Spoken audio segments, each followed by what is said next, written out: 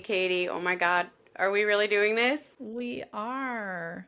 Welcome to Higher Downloads, where two moms, entrepreneurs, and spiritual seekers are getting real about doing our best to live life in alignment. Yeah, and by getting real, we mean the raw, unfiltered voice memo version of ourselves. And you know what we're really obsessed with lately: higher hmm downloads. You know that moment when clarity arrives seemingly from nowhere? That's it. That's the higher download from your highest self. Exactly, because we know everyone has the ability to access their own higher downloads. So nothing is off limits here. Everything in the wheel of life, from career, spirituality, motherhood, relationships. Yep, everything. And really through the lens of higher consciousness and joy. And we have to share our higher downloads too, right? So grab your coffee Or your crystals, or whatever you need to have fun with us. and get ready to tune in to your own wisdom channel because receiving higher downloads means you can live your life in HD. Higher Downloads starts now. Welcome back to Higher Downloads. We're so glad you're here with us. And we're excited today. We're going to talk a little bit about our parenting lives. I know because we talk so much about so many topics on the wheel of life, and all of a sudden we're like, the reason we even met each other was of our children, and being moms is a huge part of our life, and Lots of higher downloads associated with that. lots of Absolutely. highs and lows.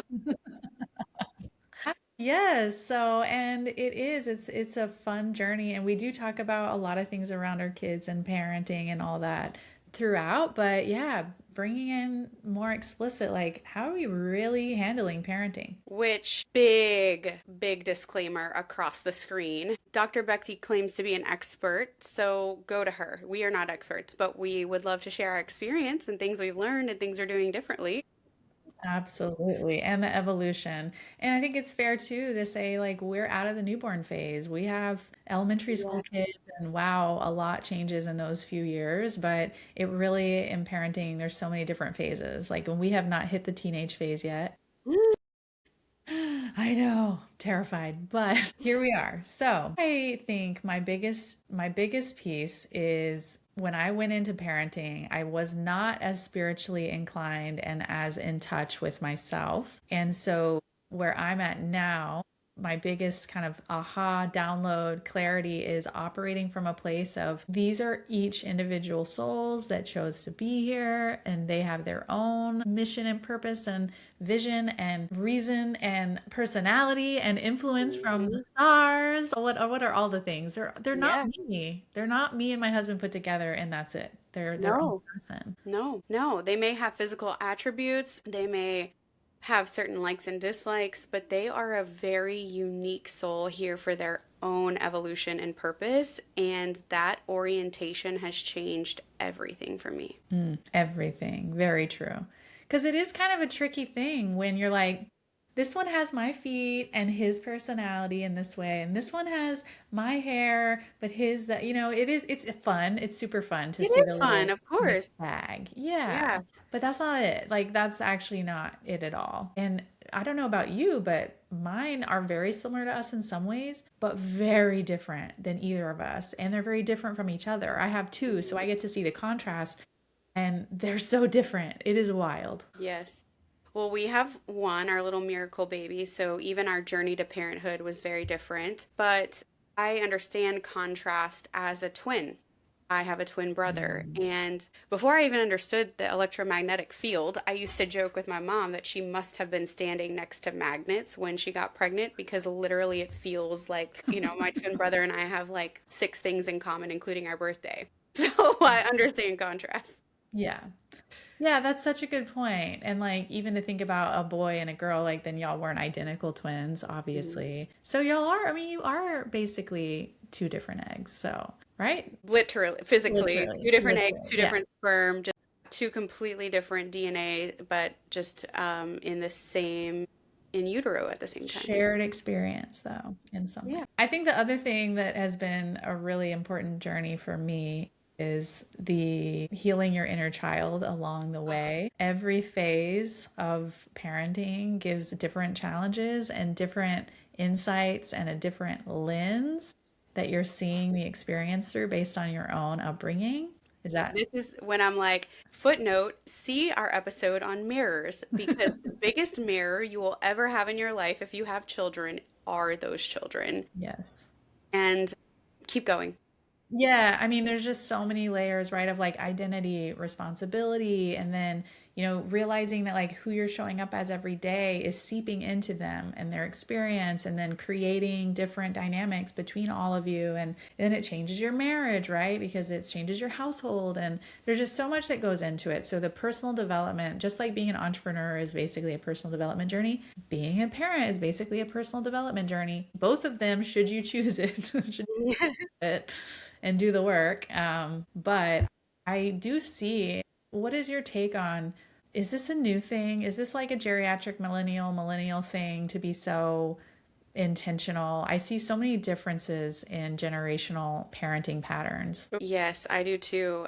I think, yeah, I was reading something about what millennials have gone through in our lifetime with economic downturns, 9/11. There's like so much. We also have access to more resources. Like we're the first generation to sort of grow up with the internet, right? Like so the resources can be shared at a much more rapid rate than a book or a TV show and things of that nature. Science is also advanced and we can start to see the effects of long-term stress and body, like we just have, so yeah, I don't think we're like the best generation of parents Oh no. inherently. I just think by all this stuff has evolved, it's really opened our eyes. Mental health and emotional health have become much more center stage in just society, and nothing has as big of an impact on your mental and emotional well-being than how you're raised. And when now that I know a lot more about the brain development, the brain is, there's a lot of wiring that happens by age 7, and Okay. then the brain's not fully developed until age 25. And so if you think about the vast majority of an American child's journey, they're with their parents living in a home or with their caregivers or guardians or who the grandparents or whatever who's shaping them for at least 18 of those 20 to 25 years. So it's a big part of your wiring and who you are, the nurturing side of things. Yeah, the nature versus nurture piece is fascinating because It I really is. I remember being much younger and having this like nature versus nurture. Wow, it's really hard to like piece that out and kind of try to figure that out. But as you are immersed in it from an adult perspective and see it, it's like, oh, it's quite clear if you're paying attention and in tune with the nuance of, who they are versus how they're being influenced or pressured or whatever it is from their outside influence. So that has been really fun to see. And yeah, I do appreciate having a friend like you where we can bounce different ideas off of each other, or how are you thinking about this, or share some of the, fun, kind of silly or hard, nuanced things that come up with them. So yeah, it's a cool journey. It is. It takes that, like, it takes the village thing. It's really helpful. And they'll all process things differently. But I know we're having conversations around moving from like just naming body parts to like understanding about a little more about procreation. Like, and this is one of the stages that we're going in. And yeah, it's kind of just want to touch back on what you said about self-development. I wanted to be a mom so bad. I was so focused on like just achieving being a mom. And then when I had a child, I didn't realize that the journey was just beginning and how much more it was going to reveal about myself. Like, what am Mhm. I comfortable with or uncomfortable with? So you're right. Like, I think each stage, thankfully, to have friends and community members and things, because every stage of their development is going to bring a new challenge for them, but also for us. Yeah, yeah, absolutely. And I think too, the biggest thing that I noticed is it became really obvious that where I was limiting myself was not allowing me to show up as the parent that I wanted to be. And I don't know how many times that you've seen examples of where people maybe martyred themselves per se, but like made a choice of like, I have to stay home or I have to be a mom and not pursue the other things they want to pursue. And that ultimately backfires long term if you're not really in harmony with that. And yeah, so it's this interesting dynamic of we can see some previous generations situations or some other examples that didn't allow themselves as much freedom and flexibility or weren't even aware. Like, it's not all intentional. Oh my gosh, this is making me think of, I just saw this, it was like a comedy. You know how people have, it was on Instagram where they have like comedians set up on the Yeah, street yeah. and then like street interviews. Uh-huh. And this girl comes up and they're like making a joke and they're like, "What's your name?" And she's like, "Megan." They're like, "Megan? Never, or Megan? Like, never heard that." And she goes, "Oh, actually, like, let me tell you a real story. My mom's a narcissist, and it's literally spelled me again." And she named her daughter Me Again, and it says you say it Megan because it's spelled not like a regular Megan word. My jaw was literally on the floor. Mine is too. Yeah. So, yeah, like wild. Like that can be one example of like you really view your child as you again. You again? That Wow. is the okay. So if we're gonna say whatever our parenting style is or my parenting style is the antithesis of that.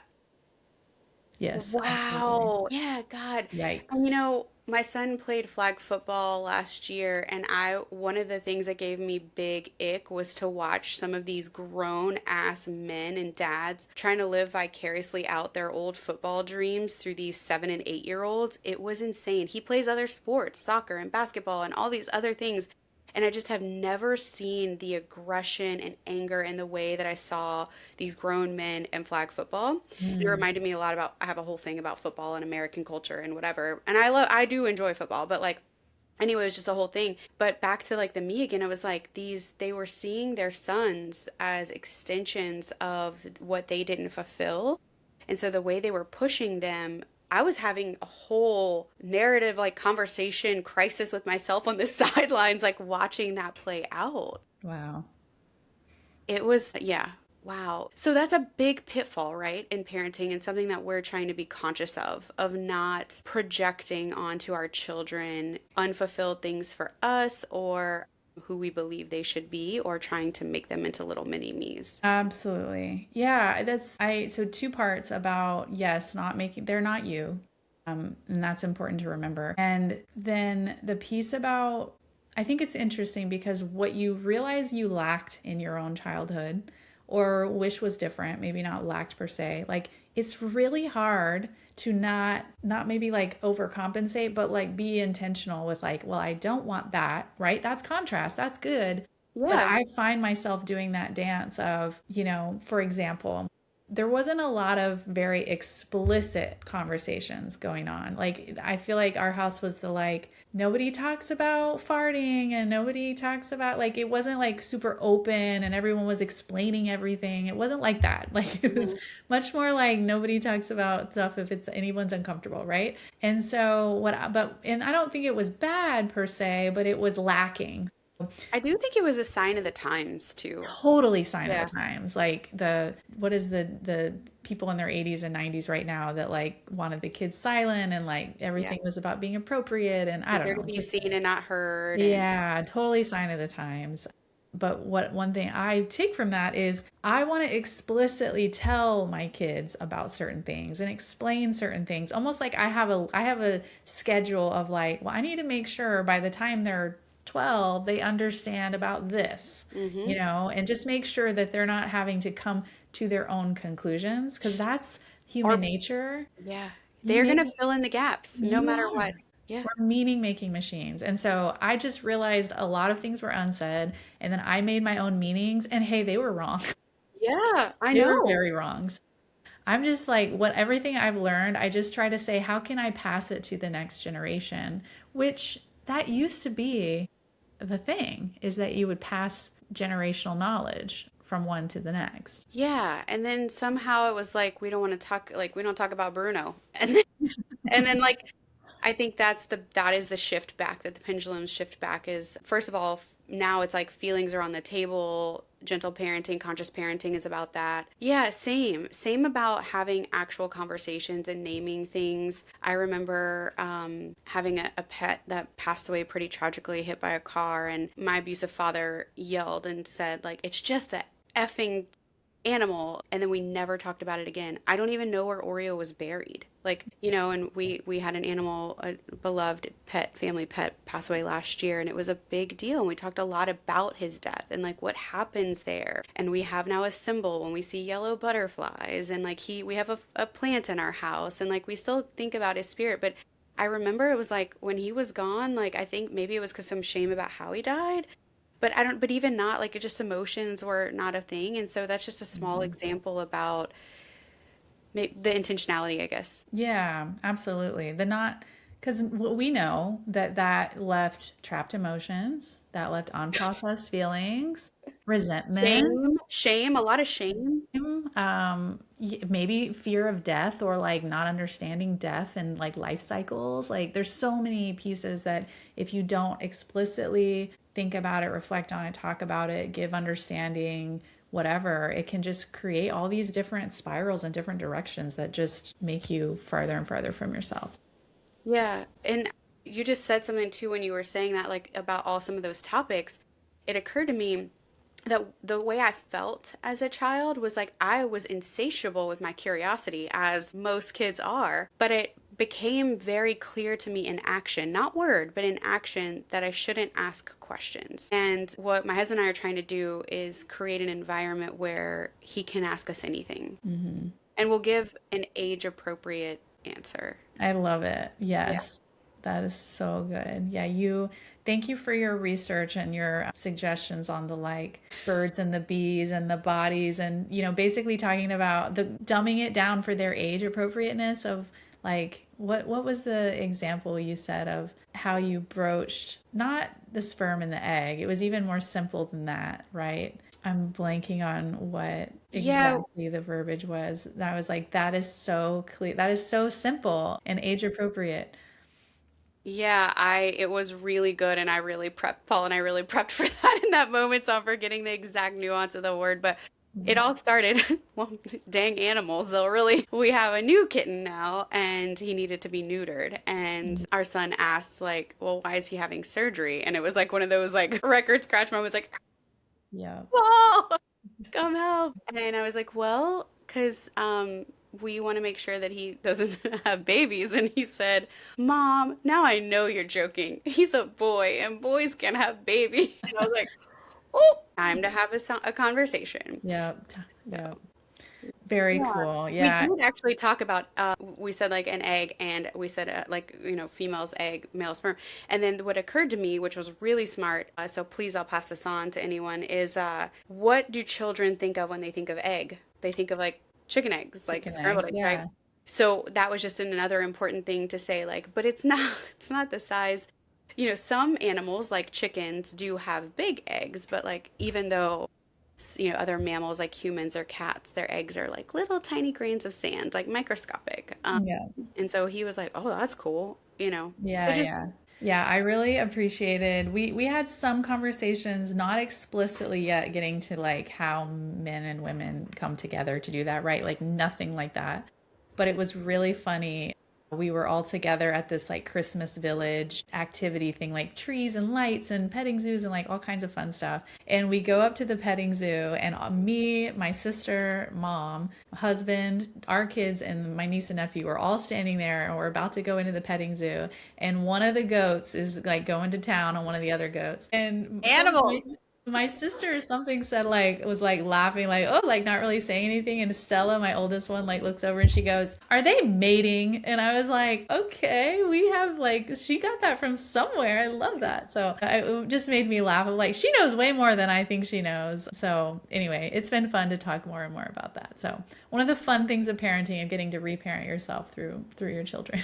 Yeah, you mentioned that at the very beginning, the inner child, and I think that's what caught me completely off guard. Like if I could go back in his like time and do Ghost of Christmas Future with myself and be like, let me share something with you. It's gonna really, as he grows, you'll relive pieces of your childhood, and you'll wonder, is that something I want to repeat, or is that something I want to change? And I probably, before having Lincoln, I would have said like my childhood was fine. And now I can really have a different lens. It's not rewriting it, it's just like I don't want him. I wouldn't have necessarily labeled that as bad because it was like the sign of the times, like, Yeah. but that is definitely not something I would repeat with him. So Hmm. yeah, you do end up having to go through it, and then you get to, for the type of fun that feels like life Angie Lemons, like you get to reparent yourself and think about like, huh, how would I have liked to have been responded to in that moment? Or yeah. Yeah. Yeah. And I think too, I've done a lot of reflecting on the year ahead. And one thing that I always operate under is operating from the end in mind. Like, what is the end in Mm, mind? And the end in mind for me is always, and for my husband, we've always said, we want to have the relationship with our kids where they want to come home. Like when yeah, they're in college, they want to come visit us and bring their friends, or they want to meet us and travel with us. And we want to have a relationship with them later. And we want to be grandparents for their kids later and all that fun stuff. And you can't just have that without having a good relationship with them when they're small and developing them. And there's so many ways it can go wrong, but you can't have the end without the beginning. yeah, I that is our goal as well, is that he wants to hang out with us. Same thing, like if friends come to, we feel like the safe, fun, place. And when you do that, you have to realize that building a relationship with these children, like your job is not corporal punishment.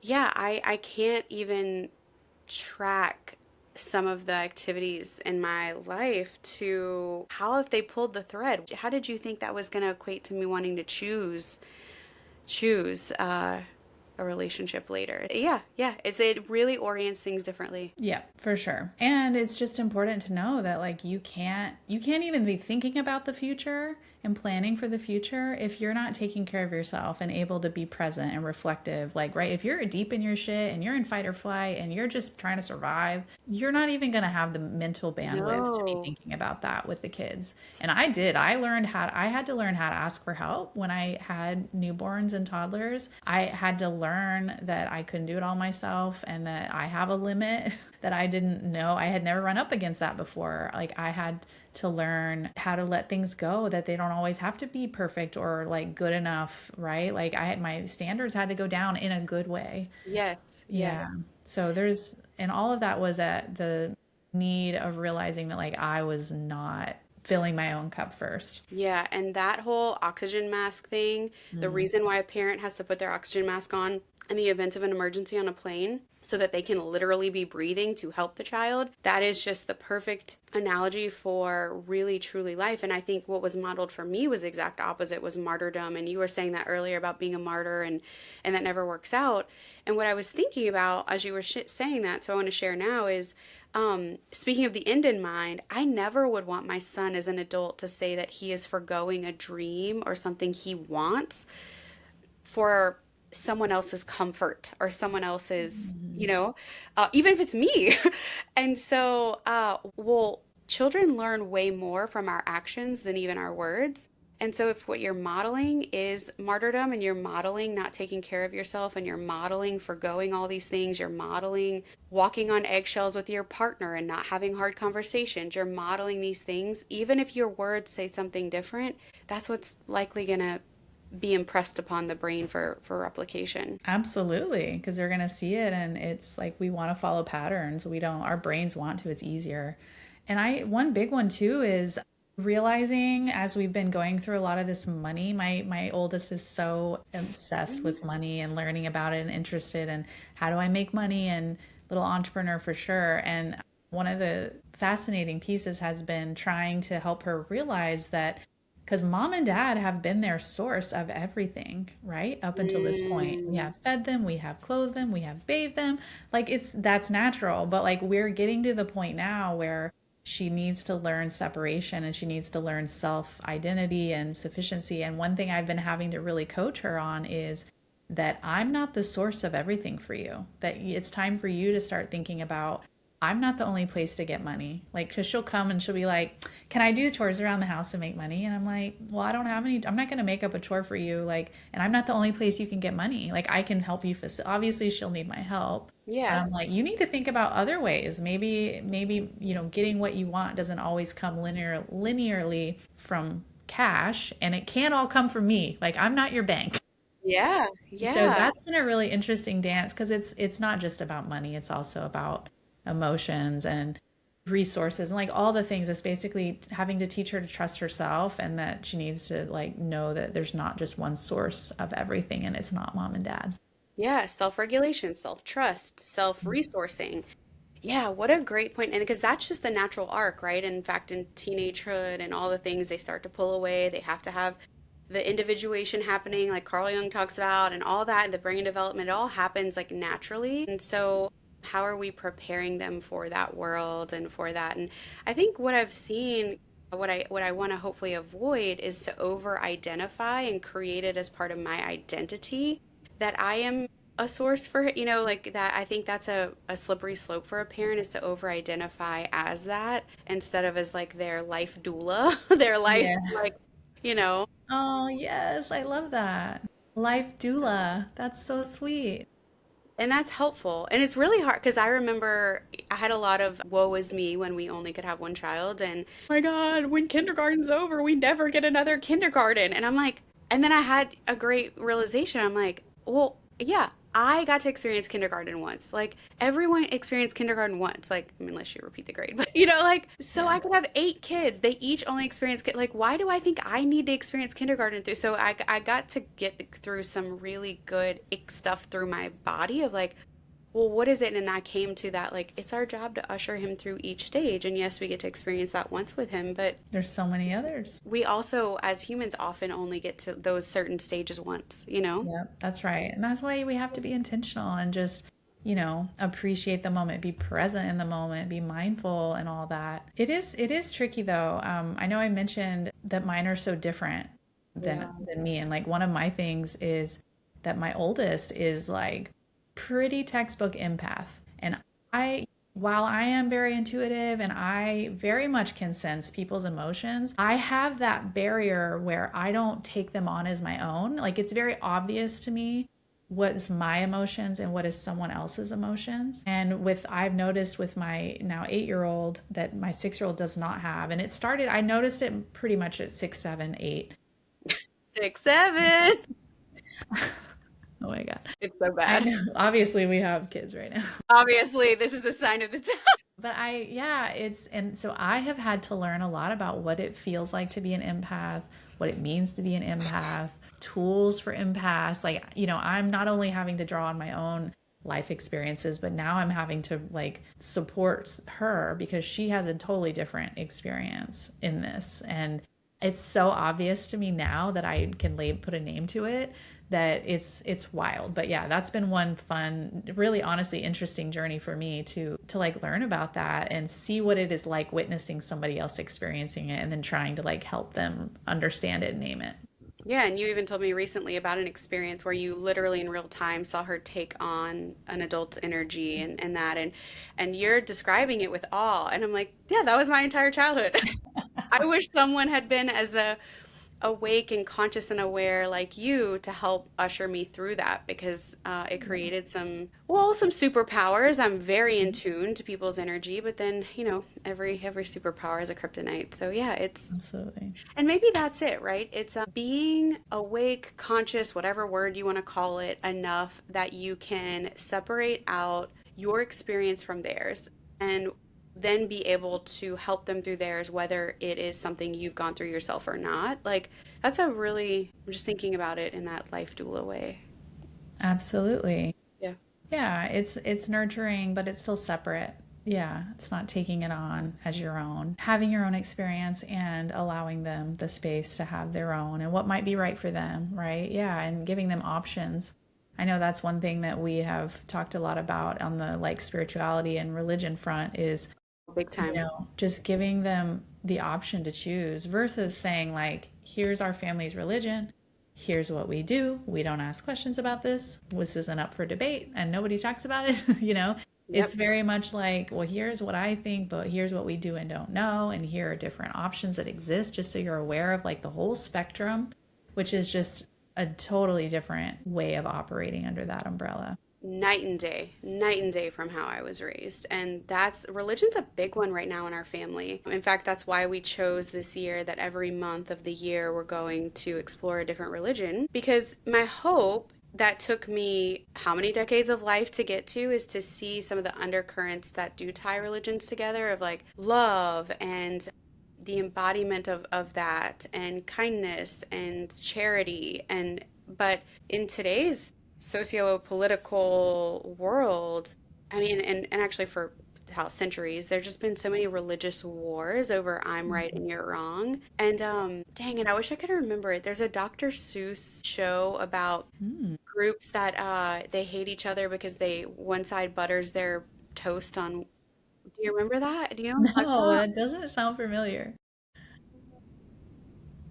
Butter toast battle. Hold on, I gotta look it up. It's Yeah, look it the up. Butter Battle book.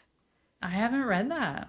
It's well, I haven't in a long time, but I remember as a child, like my teacher taught us that, and basically they realized at some point that they actually, when the two groups come together, like they can't even actually tell which side of the bread it is. They just had this deeply held belief that the other group was doing it wrong. Yep. And Yep. then they come to find out, they're like, well, how do you tell which side is your side? And like, how do you tell which side is your side? Wow, I'm gonna get And that book tomorrow. yeah, and that's really weird how I have such a core memory around it, but I can't Mhm. actually tell you. So I should go read the book. We'll read it together. Yep. But we're starting this month with Sikhism, and the reason is, and I'm learning alongside him, which is so fun, is because Sikhist, from the research we're doing so far, is one of the very few religions that one of their core tenets is religious toleration and love and acceptance for no matter what your religion is. Yes. Yes. I love Did that. you know that, or I did only because we have the Book of World Religions for okay? kids and we've read that page, but that is a beautiful through line. Wow, if only we had more understanding amongst them all, how much pain and suffering could we have Could we avoided? have avoided? Yeah, so we're starting with that religion first to set up that as a family, Paul and I have evolved in our beliefs around spirituality and God and all those things. And so what we want is for him to be raised kind and loving and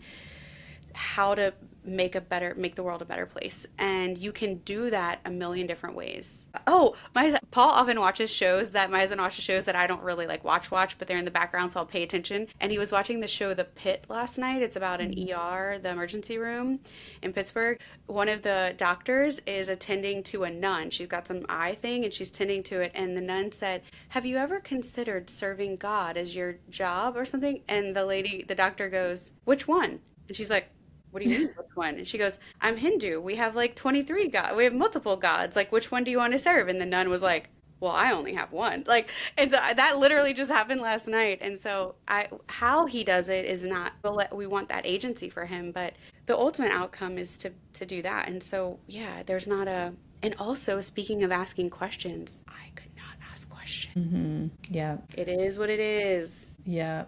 I don't know the answer. And, they didn't have the internet like we do now. So they didn't really have a way to find the answers either. So I feel for them. But we have all the answers. I'm always like, I don't know. Let's look. Let's find out online. Let's see what we can find out. Isn't that beautiful? I find, and that's maybe a boomer's thing to like for the generations ahead of us, our parents, like that was very uncomfortable. Like they wanted to be in authority. The answers, yeah. And I actually enjoy like let's go find out together. I know. I'm learning. I don't have all the answers. Well, I was thinking that what we would love to hear from our community is if you are in a phase of parenthood that's bringing something up for you, please share. If you have cool parenting resources, we would love to know about them. We're not experts, we are living in experience and we're figuring it out. We are and doing our best to have fun and feel good along the way. Yeah, like have fun as a parent is like really the joy of life. Yeah, so until next time, keep trusting your higher downloads. You just experienced another higher download. We are so grateful you joined us on this journey. Yep, so if you're feeling that high vibe energy and want more, subscribe wherever you get your podcast so you never miss an episode. And if this episode sparks something in you, we'd be over the moon if you'd share it with someone who might need this download too. Yep. Connect with us on Instagram at Higher Downloads, where we share more behind the scenes magic and some bonus content. You can also find full episodes, transcripts, show notes, and resources at higherdownloads.com. Until next time, trust your downloads and keep vibrating higher.